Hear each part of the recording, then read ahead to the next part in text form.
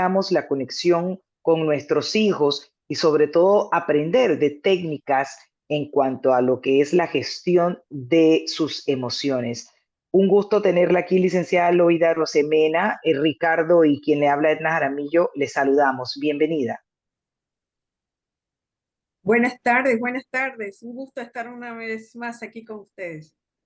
Sí, un poco para entender esto de cómo manejar las conexiones con nuestros hijos, pues definir en primera instancia cómo se debe o cómo arrancar o cómo lograr esa conexión con nuestros hijos. Muchas personas no sabemos o tratamos a veces de tener esa conexión, esa conversación y no la hay que pudiera estar incidiendo en no tener esa conexión. Sabemos de casos de personas que puedan estar teniendo o atravesando una situación, pero no se conectan con sus madres, se conectan con cualquier persona o cuentan los temas de los cuales pudieran estar atravesando con cualquiera, menos con su madre teniéndola. Entonces, hay que entender qué pudiera estar fallando en ese escenario en donde teniendo a tu madre no te conectas con ella y le participa de lo que estás pasando, atravesando o viviendo. Bueno, vamos a ir en orden porque pues son muchas cosas, son muchas variables. Una de las cosas que nosotros tenemos que tener en cuenta es nuestra gestión emocional. Es muy difícil hacer una conexión con alguien más si nosotros no podemos hacer esa conexión con nosotros mismos. Y esa es la parte que parece tan fácil y tan difícil al mismo tiempo en nuestros días. Estamos en un rush emocional y vamos andando que se nos olvida preguntarnos a veces cómo nos sentimos, qué nos gusta, qué no nos gusta, qué queremos hacer, qué no queremos hacer, pero solamente vamos andando. Entonces, primero es esa conexión emocional que debemos tener, esa identificación. ¿Cómo se siente hoy Edna? ¿Qué quiere hacer Edna? ¿Cómo se siente con respecto a su entorno que está, ¿sí? Y es que tenemos que entender una cosa en estos días que estamos así cambiando, porque pues no es la misma infancia mía que yo tuve hace unos años atrás, no voy a decir cuántos, pero ya varios, a la de los jóvenes que nos encontramos hoy, ¿no? Entonces, esa gestión emocional a veces es tan importante, pero tan devaluada, o sea, y solamente es evaluada cuando ya podemos mirarla como una patología, como un trastorno. Por ejemplo, porque tenemos que entender nuestras emociones, identificar nuestras emociones, es preguntarnos cómo nos sentimos. ¿Sí? ¿Qué emoción tengo en este momento? ¿Cuál es la emoción que tengo? Ahorita mismo, si me preguntas mi emoción, estoy emocionada de estar aquí, en cierta forma contenta, de repente tengo también una emoción de miedo, ¿sí? Está bien, lo reconozco, ¿no?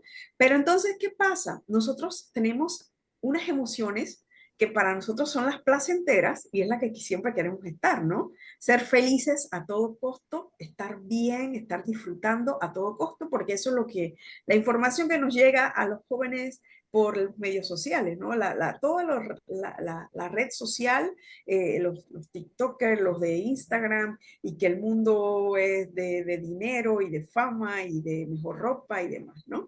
Entonces, tenemos estas emociones placenteras que todos queremos tener, ¿no? Pero existen las no placenteras. ¿Cuáles son esas no placenteras? El miedo, la tristeza, ¿sí? La rabia. Entonces, ¿qué pasa? Esas no las queremos sentir, vergüenza, ¿sí? Entonces, esas no son y no son identificadas. Entonces, a veces cuando tenemos ese poco de acúmulo de ansiedad por justamente tener miedo, por una sensación, por una emoción que tenemos en algún momento, pero que no la vemos como una emoción normal. Entonces ya la vemos como una patología, ¿no? Ya vamos estoy ansiosa, tengo la clásica que siempre tengo cuando me llego a consulta, tengo ataques de ansiedad, ataques de pánico, ataques de angustia. Ok, ¿qué es lo que te pasa? ¿Por qué te pasa? Ah, bueno, tenías miedo. ¿Por qué tenías miedo? Bueno, porque es que tal cosa pasó. Bueno, mira, es que primero vamos a identificar qué te pasaba. Tenías miedo. Y claro, al tener miedo, cuando tú tienes miedo, lógicamente tu cuerpo está reaccionando, ¿no? Hay sudoración, hay agitación, ¿sí? Entonces, a veces estamos poniendo muchas emociones que son normales como patológicas, como el miedo, como la tristeza y demás, ¿no? Entonces, empezando por allí, a ver, gestionemos nuestras emociones.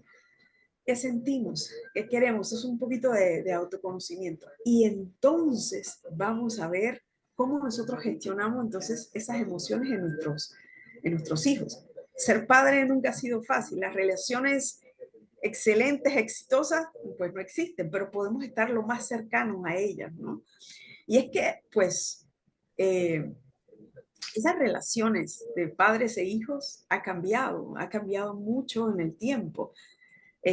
Podemos recordar los que tenemos, digamos, más de 40, que antes pues era normal que una madre pues estresada por tu comportamiento, una correa solucionaba todo, o lo que sea que fuera para pegar, ¿no? Y era normal, era la forma de quizás de disciplinar y demás, ¿no? Entonces hemos visto cómo ha venido evolucionando y entendiendo muchas cosas. Antes, no, el niño tiene que dormir en su cama separado de la madre. No, no tiene por qué. Si lo pones a dormir en tu cama, lo estás malcriando. Entonces, ahí todo eso ha venido y se ha venido estudiando el error que quizás se cometieron en algunas cosas, ¿no? Que quizás, bueno, pero es que a mí me criaron así, estoy bien, pero quizás tú hay cosas que no puedes gestionar, hay emociones que te cuestan más gestionarlas, justamente por ese tipo de educación que nosotros tuvimos. Ahora se entiende que el apego emocional, un apego seguro, es mucho mejor si la madre está siempre cerca de su hijo, de su bebé. ¿Por qué? Porque esa es ese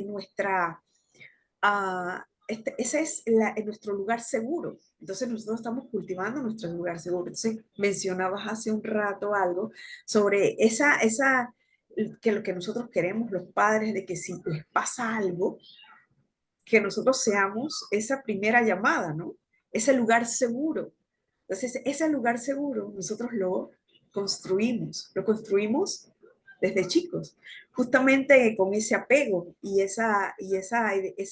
ese reconocimiento emocional, tanto mío como de mi bebé, de sus necesidades, de su llanto.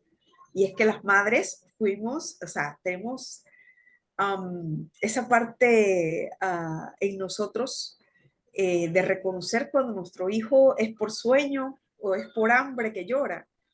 Por lo menos puedes preguntar a muchas madres que logran tener esa identificación, esa conexión. ¿Qué pasa entonces? ¿Por qué en la adolescencia se pierde esa conexión? Las madres tenemos más posibilidad de mantenerlas en el tiempo por tener esa conexión de madre e hijo desde la lactancia y demás y todo lo que vamos desarrollando, pero aún así se puede perder. Y entonces con los padres se hace un poquito más complicado porque pues ellos no tienen la dicha de nosotros de dar pecho y tener ese contacto también, ¿no? Pero ¿qué ocurre? ¿Qué ocurre en ese proceso, en ese desarrollo de esa personalidad de ese individuo en donde nosotros pues queremos ser esa primera persona, ¿no? Pues tenemos que ir casualmente desarrollándolo en el tiempo con esos puntos, ¿no? Que podemos traer a colación ahorita, Claro. que son, ajá, Sí, que es, sí, no, no, es que antes de que ha ido avanzando, pero es que cuando la escucho hay cosas que me vienen a la mente también y que me gustaría intervenir para poder consultarle. Por ejemplo, ese vínculo, ¿cómo se puede ir, por ejemplo, logrando?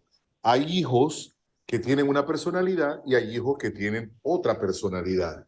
En mi caso, para poner el ejemplo, y algunos padres quizá se puedan identificar con uno u otro caso, mi hija mayor ya es una adolescente de 20 años, bueno, ya es una adulta joven. ya dejó la adolescencia, si acaba. Exacto. Es una persona que expresa mucho, habla mucho, cuenta sus cosas, pide consejos, te llama. O sea, ella, tanto a mí como a su madre, porque estoy seguro de que es así, nos llama cuando algo le emociona o cuando algo le entristece.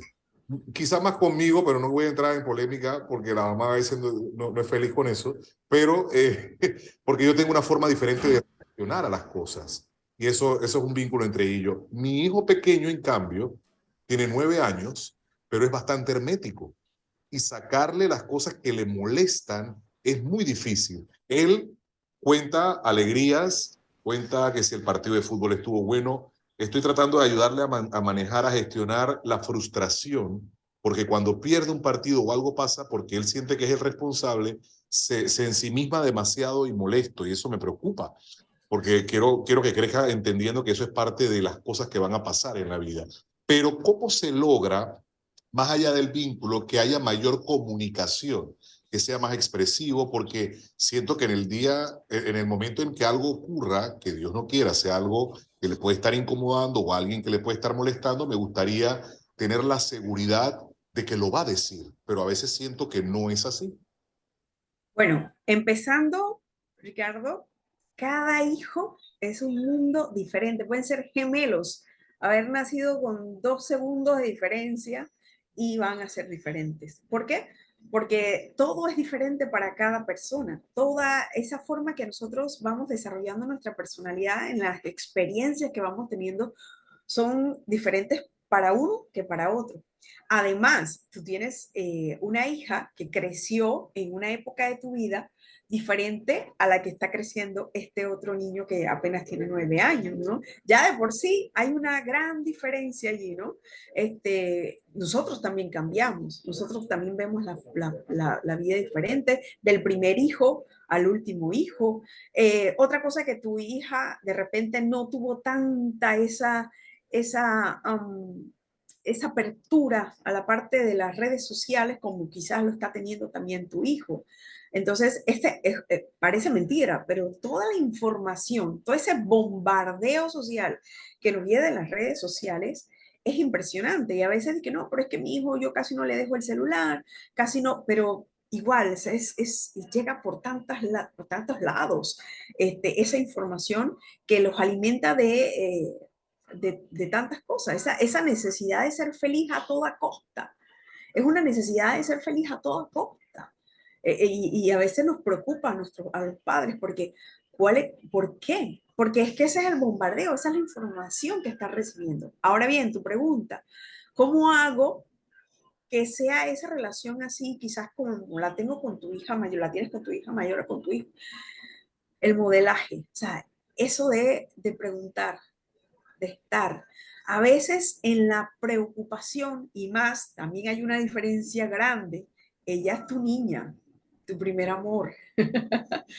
A veces con nosotros, con los varones, Sí, sí, ella lo el dice. varón con el varón, nos limitamos, que si no podemos ser tan pegados, tan ñañecos, porque no queremos ñañequear y que este tiene que ser un poquito más serio y con esto somos un poquito más juzgadores, quizás en cierta forma, a veces algún tipo de comentario, ¿sí? O sea, lo que nosotros tenemos que siempre tratar, es siempre escuchar. A veces todo el mundo nos dice, la escucha, escuchar, la comunicación, escuchar, pero a veces se nos olvida escuchar, es una cosa que es Sí, complicada y mucho más cuando somos padres, ¿verdad?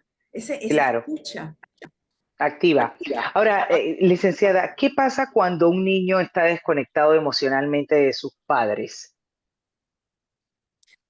Bueno, hay veces que lastimosamente, pues los padres, sin querer, hemos hecho eso. A veces, y pasa a veces con los primeros, ese superego que nos diría Freud, tan estricto que a veces tenemos porque tenemos mucho miedo a hacerlo mal. Al tener ese miedo de hacerlo mal, a veces somos mucho más estrictos con nuestros hijos, con unos que con otros, ¿no? Buscamos que tengan otro tipo de conducta, ¿no? Y a veces hacemos comparaciones, a veces hacemos formas de disciplina que nos distanciamos. Miren, un ejemplo clásico que nosotros hemos visto, ¿no? El tiempo fuera. El tiempo fuera es una forma pues, poner límites, ¿no? O sea, hiciste esto mal, creo que lo tienes que pensar, te sientas en esta esquina y lo piensas. Para muchos psicólogos, esta es una forma incorrecta de disciplina. ¿Por qué? Porque les estás mandando información al niño de que solo si te portas bien yo te quiero. Si no te portas bien, no te quiero. Entonces, ahí hay como, si yo hago algo malo, ya yo no voy a ir con mi papá, porque no me va a querer. Hay veces que es tan tenue esa conversación que nosotros vamos a tener con nuestros hijos, porque sí, hay formas de expresar de que, mira, esto estuvo mal, no debiste hacerlo. Y hay una forma, pues, de buscar, y eso es una de las cosas que vamos a hablar un poquito en el taller, que después les voy a hablar.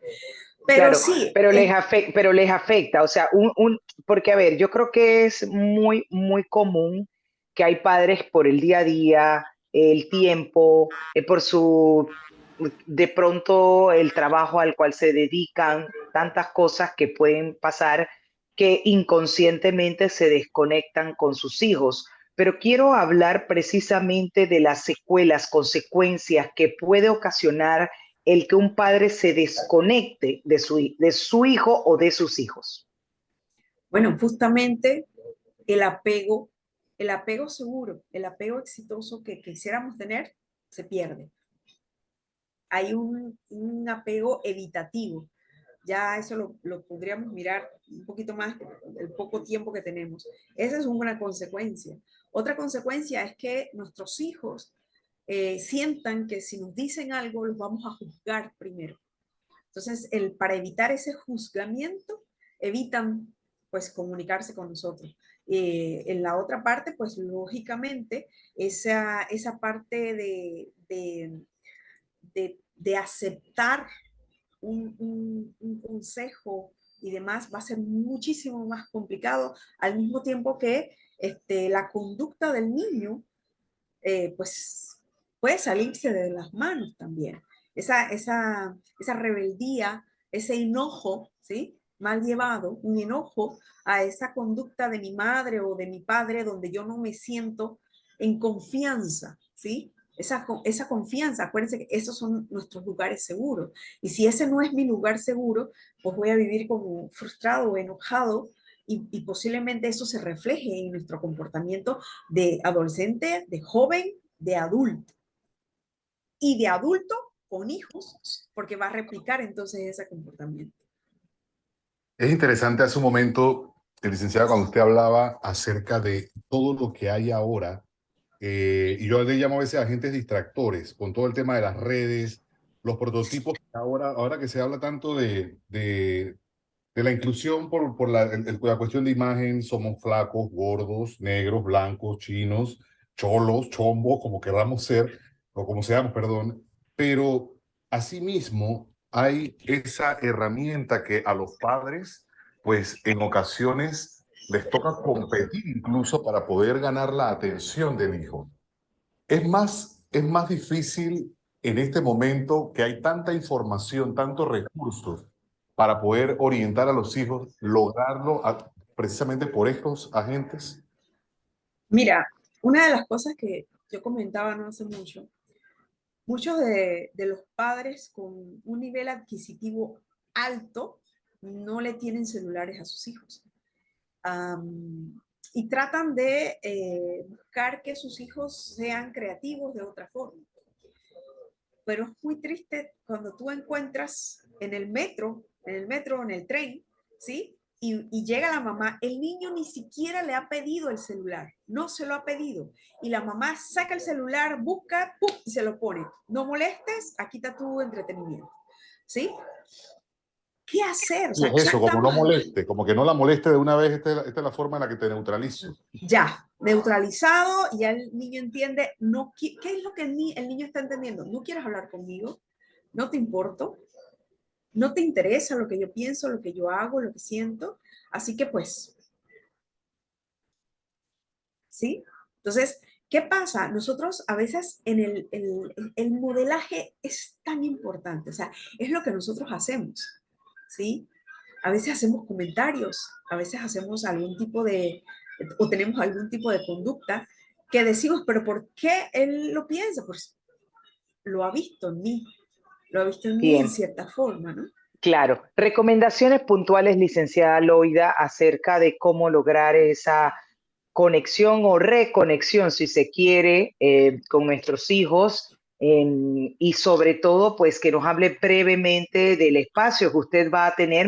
Entiendo que quiere anunciar un espacio que va a tener para que todos los radioescuchas puedan participar y pues obviamente tener la oportunidad de contar con estas herramientas que ustedes le van a brindar para que sepa manejar precisamente el tema de lo que son las emociones, gestión de emociones y aprender a reconectar con sus hijos. Y con eso culminamos. Bueno, recapitulando de todo lo que hemos hablado, que hablamos bastante, la forma de relacionarse con nuestros hijos.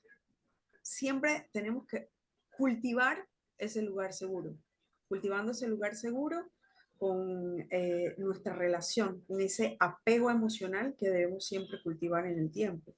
El modelamiento, o sea, también en la forma que nosotros nos comportamos, nuestros hijos los ven, ¿no? Nosotros enseñamos también con el ejemplo. Y pues no está de más esa gestión emocional que nosotros siempre debemos desarrollar, tanto en nosotros como pues es porque justamente el modelamiento, al nosotros gestionarnos nuestras emociones, también estamos enseñando a nuestros hijos a esa gestión emocional tan importante, esa identificación emocional. ¿Qué es eso? ¿No? Es lo que nosotros hacemos, esa identificación de las emociones, ese reconocimiento de cómo nos sentimos, qué queremos, qué nos gusta, qué no nos gusta. Y bueno, sí, tenemos un taller. Ahora el 30 de octubre vamos a tener un taller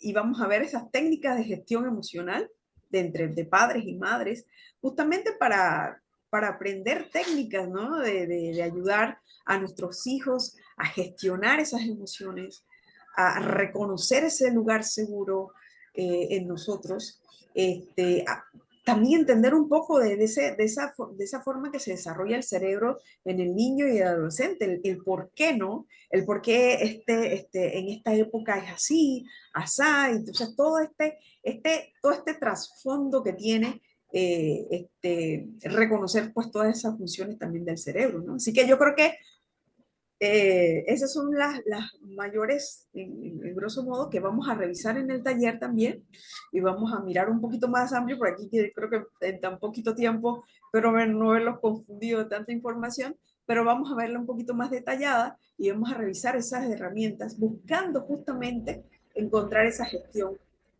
emocional exitosa.